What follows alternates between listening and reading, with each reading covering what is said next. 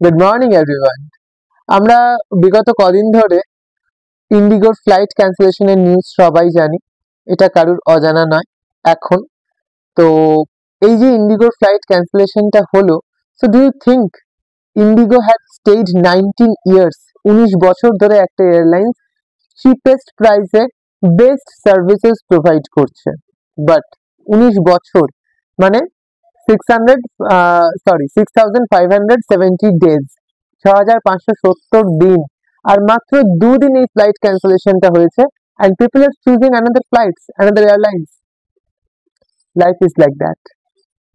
তুমি সারা জীবনে কি ভালো কাজ করেছো কি না করেছো কিচ্ছু যায় আসে না, তুমি একটা ভুল করো সব গন্ডগোল হয়ে যাবে।